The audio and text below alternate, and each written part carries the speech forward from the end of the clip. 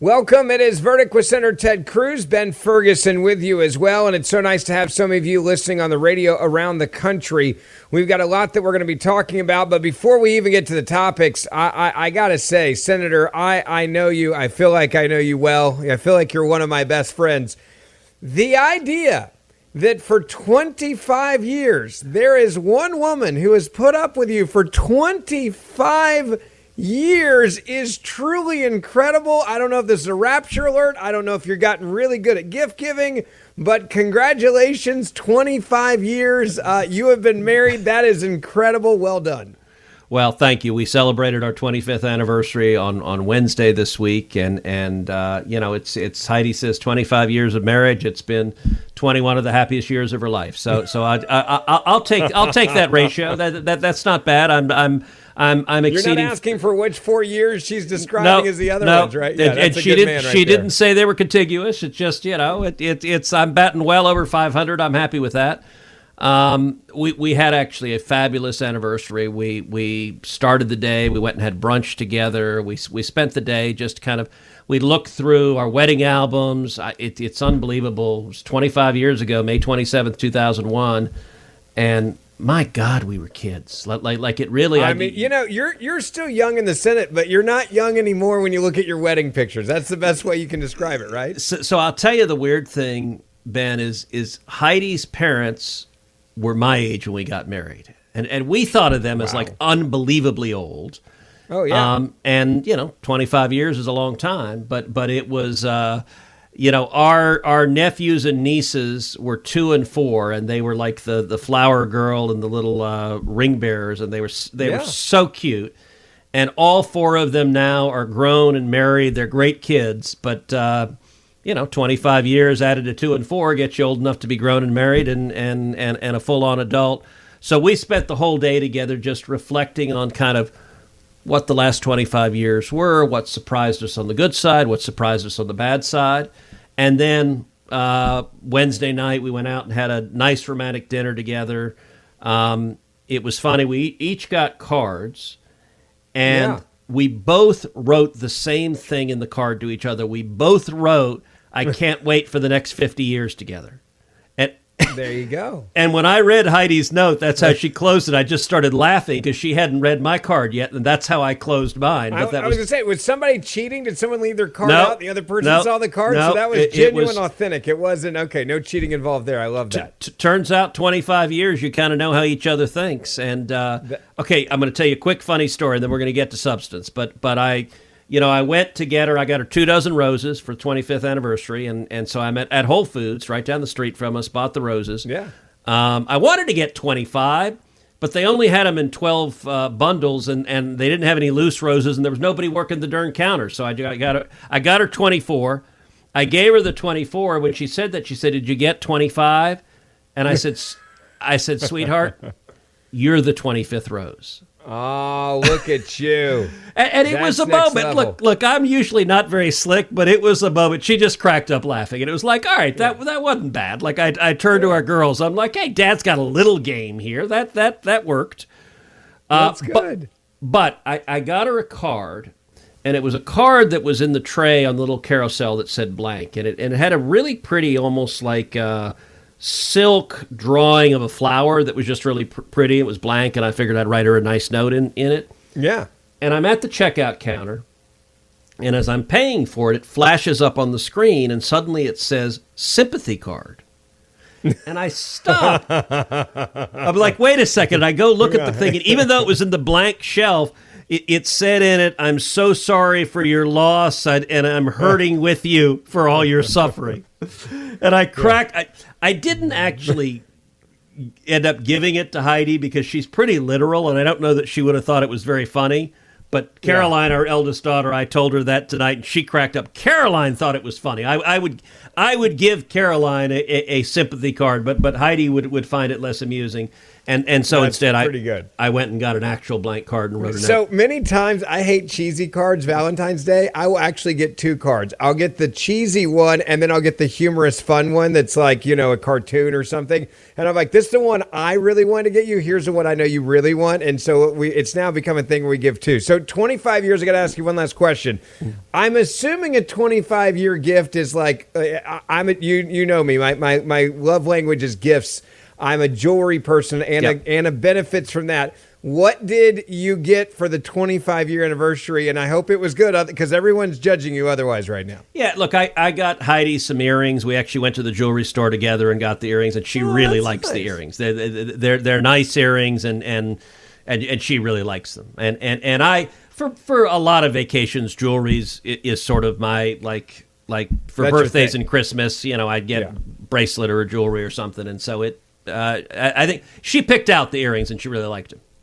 There you go. See, you didn't go wrong if she picked it out. It's on her at that point. Heidi has strong opinions, and it is dangerous. I would say fully half of the gifts I've gotten her that she didn't see, she returns. And the first, 5-10 years of marriage, I'd get kind of hurt. My feelings would be hurt. And then I was just like, look, this is an opinionated lady. She knows what she thinks. Yeah. I take a shot sometimes, and if I get something that I think's really nice, and she's like, no thanks, here's the gift receipt, go take it back, get something you want, and you got it. Final question, and I've been, let's see, 16 years in, so I'm behind you clearly. I don't think, I'm behind you here. What is your one piece of advice for everyone? By the way, how old are you right now, Ben? 44. 44, so 9 years from now, you'll be 53, so just 2 years behind me when you hit your 25th. Yeah, when I hit my 25th, exactly. So what is your one piece of advice? Like, what is the advice you have the whole day of the ups and downs? What's the one thing you would give for people on how to make it to 25 years, besides the fact that you need to almost always be wrong all the time? Yeah, look, there are lots of things that are trite. I mean, marriage is work. It's hard work. It's a decision we're going to go through. That there are times, I will say this is something I wrote in my card. That there are times when the highs exceeded anything we could imagine, and there have been times when the lows exceeded anything we could imagine. And it's I remember as a kid I used to watch soap operas and think soap operas were overstated. And the longer I lived, the more I realized man is a fallen creature, and this journey. There are times when you're grieving. There are times when you're weeping. There are times when you're celebrating. And look, part of going the distance is don't get too excited at the highs. Don't get too sad at the lows. This is a marathon, not a sprint. But I remember also when we got married, the pastor who married us, we got married in California, Santa Barbara, California, at the Museum of Natural History, because Heidi's a native Californian. She grew up in San Luis Obispo, just north of there. And it was an outdoor wedding. Heidi's theme was Midsummer Night's Evening. It was a beautiful wedding. I had nothing to do with designing it. She designed everything. But the pastor who married us, he said up there, he said, look, there are going to be times when you have fights, and sometimes knockdown, drag-out fights. And he said, if you're thinking, maybe I'm the one who should apologize, you're right. You should. And he said that to me, and he said that to her. He said, it doesn't matter who's right or wrong. It's up to you, the husband. It's up to you, the wife. Even if you're totally in the right and she's totally in the wrong, go and say, I'm sorry, and make the peace. Now, we don't always do that, but I remember his words, and that's really good counsel for a long and hopefully another 50 years of marriage. All right, Senator, before we get into this legislation, I do want to take a moment and just talk about something that's really important, and some of you listening, I think, are going to want to know about, and that is Americans United for Life. For over the past 50 years, AUL has filed more than 200 legal briefs and helped create at least 400 pro-life bills in over 50 states. They're writing model legislation and consulting with the state legislators and defending their own laws and other pro-life statutes in court. Now, Americans United for Life has a dual front approach of not only writing, but then defending legislation. And it's proved an effective one that can become even more impactful as pro-life state legislatures are moving to enact protections for preborn babies after the downfall of Roe v. Wade. They're also protecting the mothers And now they are also doing everything they can to fight on the legality of abortion that is returned to the states. And that's where you come in. You now have the opportunity to overturn pro-abortion laws and advance pro-life legislation that attacks the most vulnerable in our society, from the womb to the tomb. Together, we can shape the future of our nation through life-affirming legislation in every state. A gift of just $25 helps hold abortion providers accountable and helps protect women and unborn children across the country. And now through a match, your gift is doubled. You can donate securely at aul.org/verdict. That's aul.org/verdict. Sponsored by Americans United for Life. Senator, I got to say, I have never felt like you had my back more than watching you do sports talk radio-esque shows over the last 24 hours. And you did something that desperately needed to be done if you care about sports, if you love sports. And you did something that dealt with Lane Kiffin in his name, the guy who used to be at my alma mater, Ole Miss, and then screwed us and went down to LSU. I have lots of animosity there, but the Lane Kiffin rule is now going to become an actual thing, hopefully. Let's break down the NIL, explain why this matters, and this is really, I truly believe, about saving college sports. I played in college. It was broken system for a long time. The pendulum swung a law far the other way, and now we're trying to find a happy medium here. Well, listen, you're right. I spent much of this week doing sports radio, sports TV, doing interviews with Sports Illustrated, ESPN, Stephen A. Smith, and talking about college sports. And this week, I believe, was a really consequential week for college sports. I introduced a major bipartisan bill that I wrote alongside Maria Cantwell. Maria Cantwell is a Democrat from Washington State. I'm the chairman of the Senate Commerce Committee. Maria is the ranking member, the senior Democrat on the Senate Commerce Committee. And this is a bill that I've spent 3 years working on and thousands of hours trying to bring Republicans and Democrats together. And we introduced it this week. I got to say, most observers thought there was no way Republicans and Democrats could find common ground on saving college sports. We managed to do it. And so I want to break it down. And on this pod, we're going to go into a little bit of depth because I think this topic really matters. But let's start with, look, sports is an amazing, and college sports is an amazing institution in America. It's something that no other country has the equivalent of college sports in their nation. You know, today there are more than 500,000 college athletes right now competing. And you look at that, and college athletics and sports generally is something that brings us together. In an era where we're so divided, we're so angry, you can go and root for your team, and we come together. It doesn't matter. You can be from different parties. You can be different races. You can be different religions. It doesn't matter. You're all cheering for the home team. That is an awesome thing. And over the years, college sports has been an avenue for millions of young men and women to get a college education, many of whom might never have had a chance to do that before. And right now, I believe college sports is in absolute crisis. Right now, we have chaos in college sports. So we've got the transfer portal. You've got athletes that are transferring 2, 3, 4, 5 times, going every year to a different school. You've got, at the end of the season, your school's team can be blown up as all the star players are recruited to other schools. The kids who are doing that end up not getting a very good education. You've got kids challenging every eligibility rule, so you have players playing 7 years. You have players playing college sports when they're 27, 28 years old. You have pros coming back to college sports. It is messed up.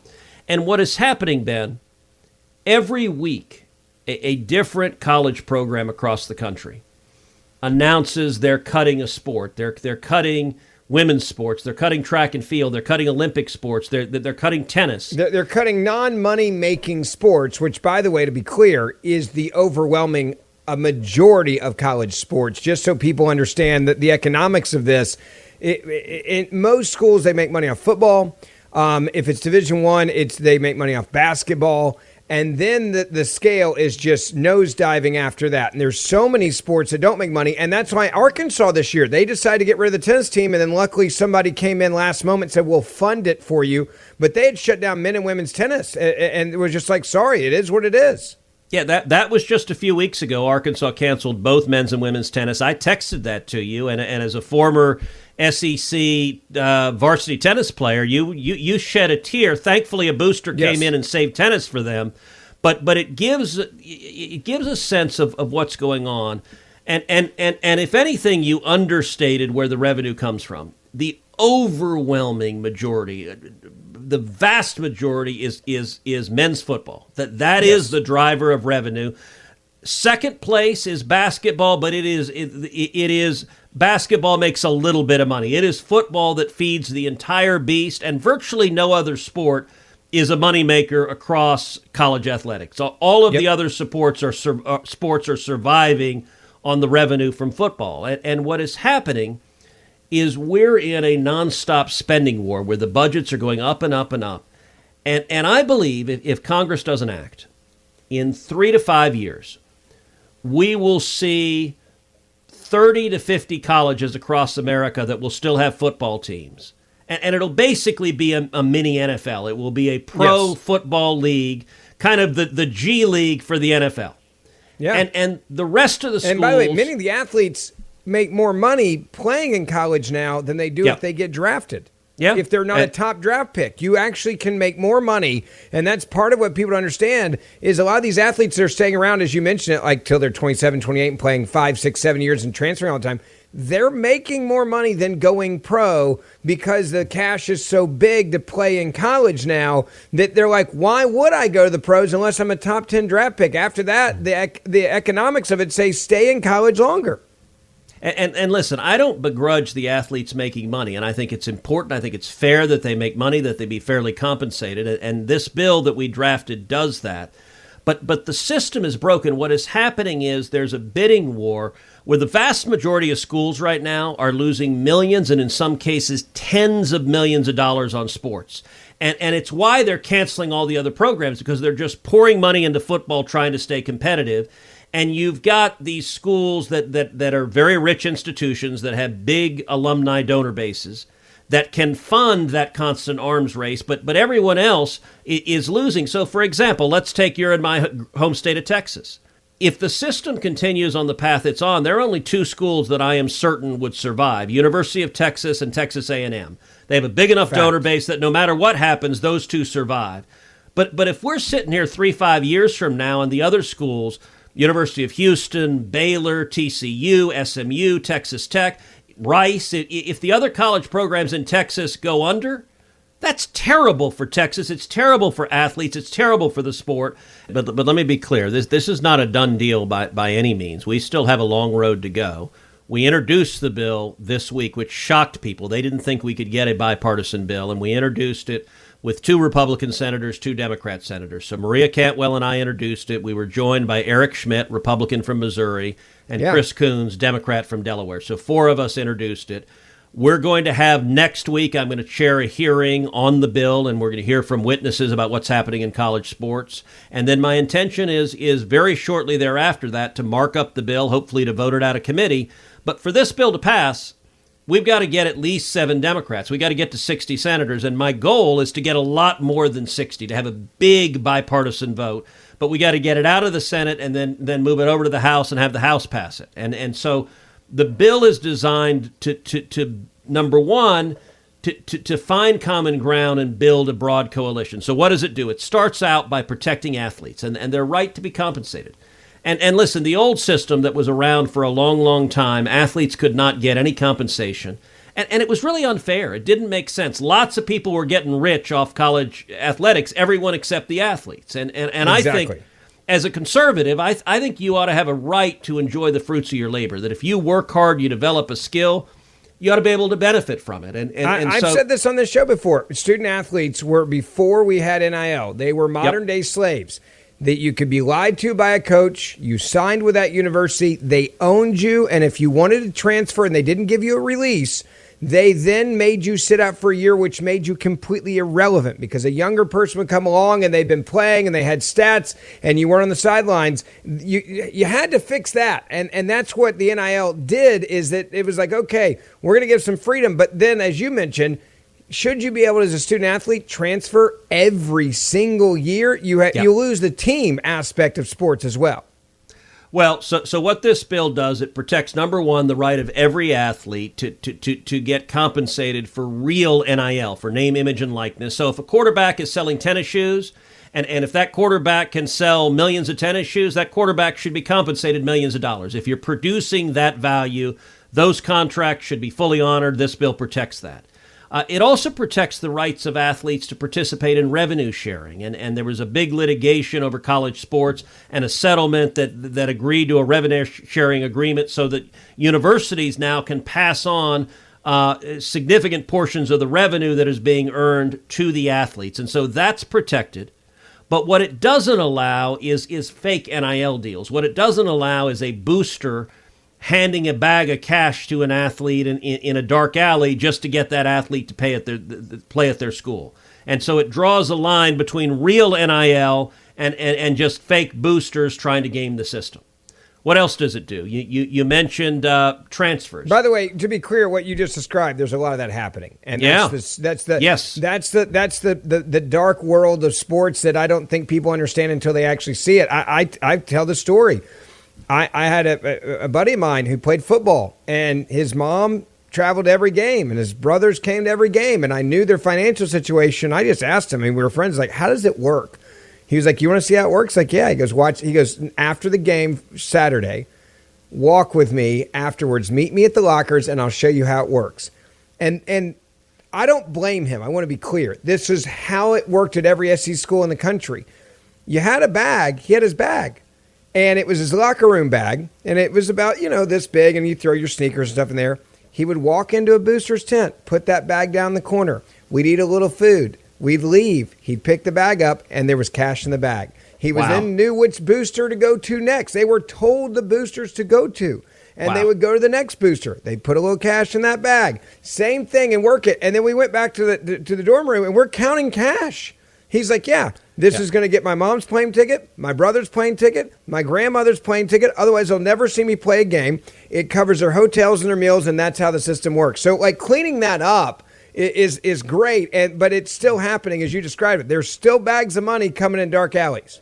And by the way, one of the things this bill protects explicitly is the ability of programs to cover travel expenses for the family of players. So that's something that is explicitly allowed under the bill and carved out as legitimate. This bill also ratchets up health and safety standards for student athletes, and it puts in place rules that you can't just ignore a concussion. You got to have health and safety standards. It requires far more extensive health insurance for student athletes than you have right now, including 5 years of health insurance after playing for injuries or disease from things that occurred while playing. And so that is... Because the day you leave, I say this because I witnessed it. The day you leave, I blew out my shoulder.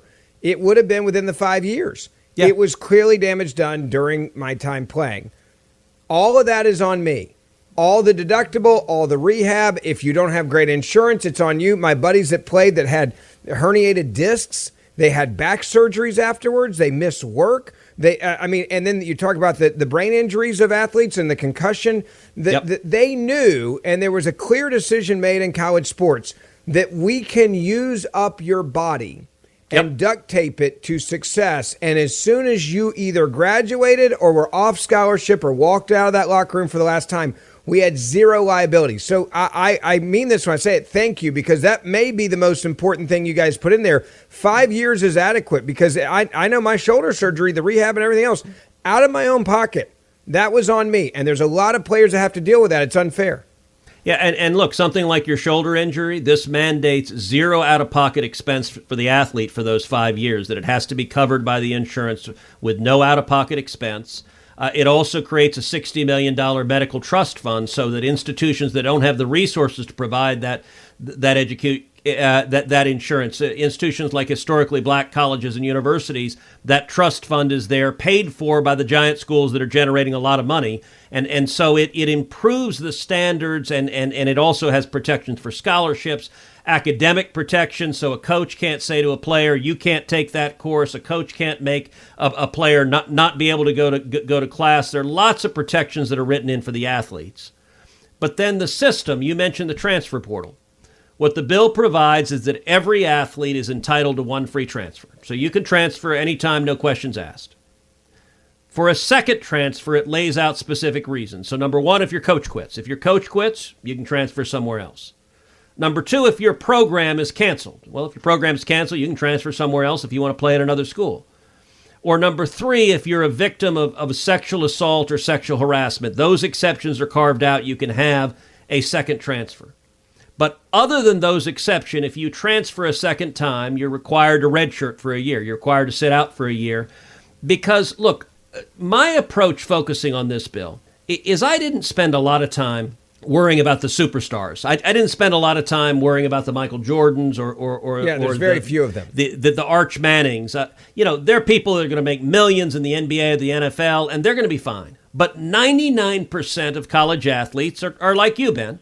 They're folks who played in college but never played in the NFL, the NBA. 99% of the athletes in college are never going to play pro ball of any kind. And my focus was on those guys, that I want them to be able to get an opportunity to get an education. And for millions of low-income kids, many African-American or Hispanic, without athletics, they would not have the chance. They wouldn't be able to afford college. And to get an education, to get a degree, but also to learn everything you get from sports: hard work, discipline, teamwork, sportsmanship. All of that can help set them up for success in life, even if they don't earn a paycheck as a professional athlete. And so, look, for an athlete, if you end up going to 4 or 5 schools in 4 or 5 years, you're not getting a good education. You're just going from one school to the other and playing and playing and playing. At the end of your time, you're done playing sports. You're not a student athlete anymore. You're an athlete. Right. You're an athlete that's getting traded from one team to another.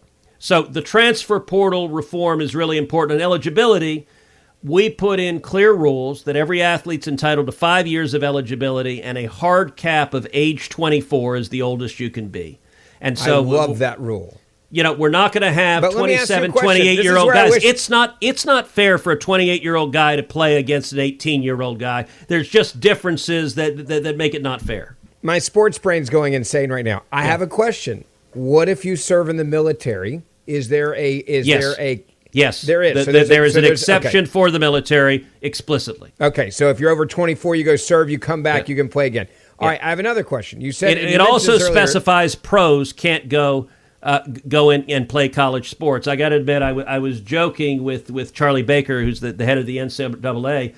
I said, Charlie, I, for one, am really looking forward to seeing LeBron James's college career. Because now in the current system, he never played in college. He could go back. Could you imagine being a 17-year-old kid, a freshman in college, and discover that you're guarding LeBron James? Senator, I want to get back into this. You mentioned something I want to clarify. You said that you get 2 transfers. This is the first time in my life I've ever wanted to be a witness in anything in government, in the Senate or the House. As a witness, I would ask this question to the body, so I'll ask it to you. If I go to a school freshman year and the coach that recruits me, he quits, disappears, leaves, whatever, I get to transfer. What if I go to another school and then that coach takes another job? Do I get another transfer? Yes. Okay. Anytime your coach quits, it's not fair to you to punish you if you were recruited for a coach and the coach leaves. So it's not just a minimum of 1, it's unlimited there. Right.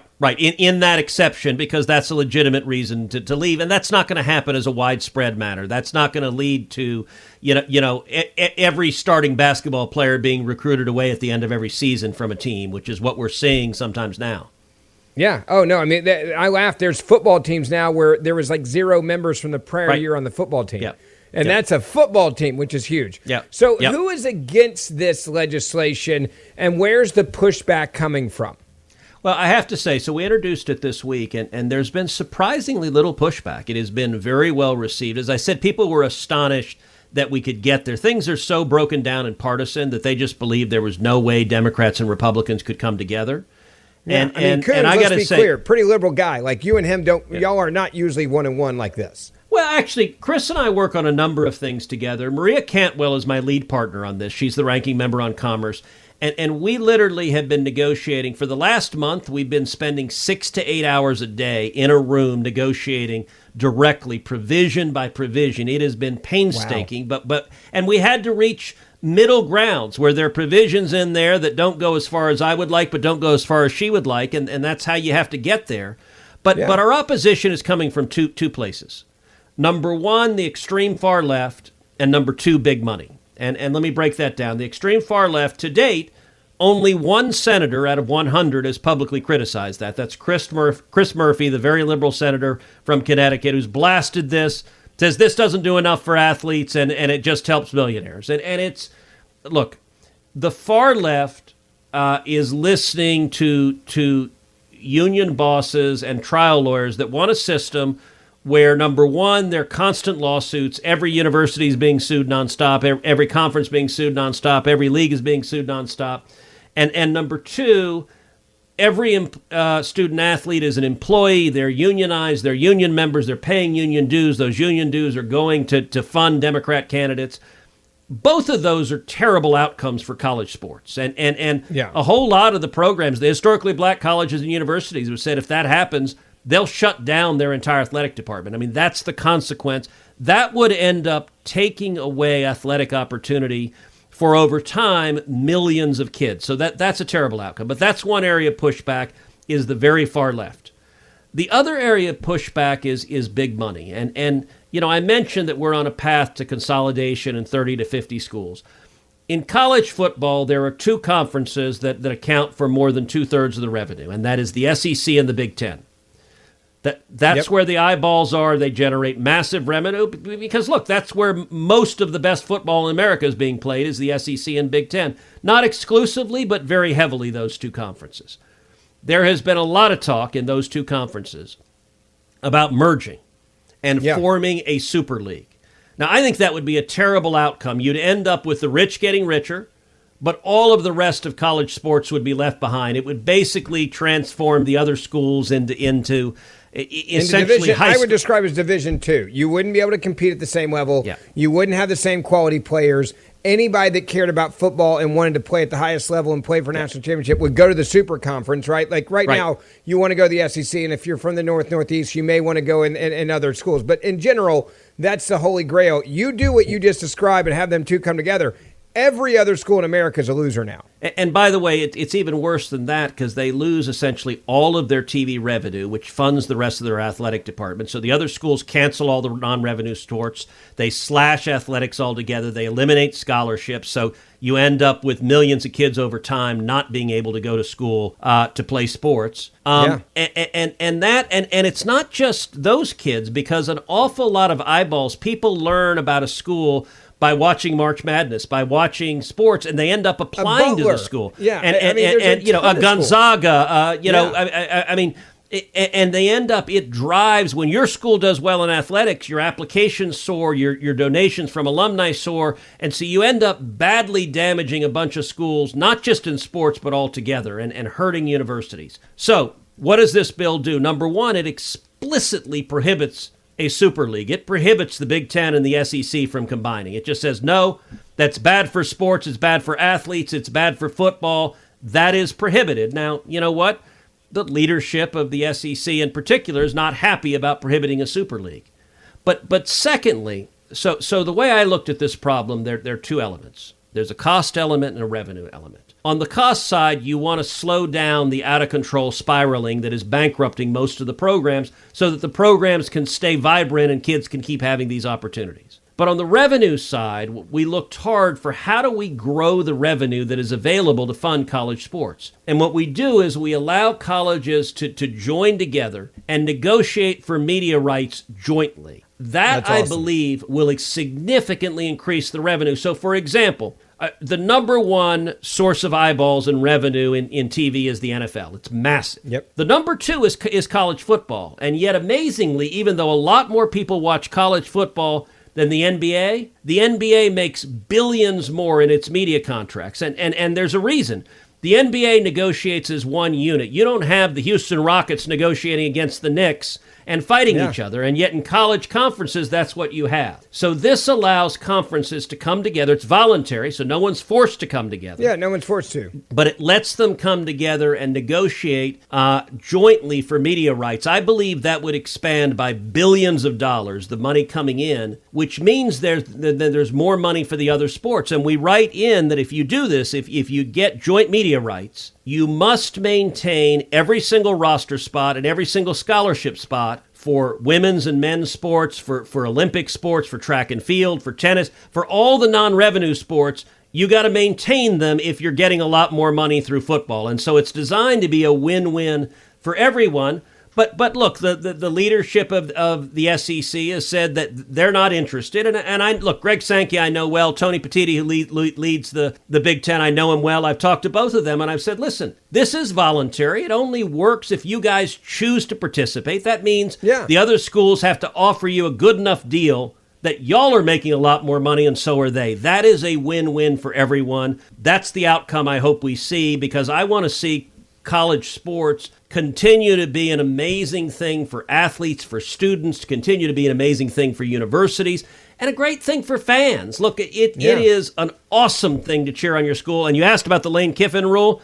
It provides that coaches cannot be hired away during the season or during the playoffs. We adopt the same rule as the NFL, which is you got to wait till the off season, because it's not fair to do what happened to the fans of Ole Miss, to take their coach right going into the playoffs. That's just wrong. I love it. Don't forget, we do the show as a podcast 3 days a week. It is Verdict with Ted Cruz. Download it wherever you can, and we'll see you back here on this radio station as well next week.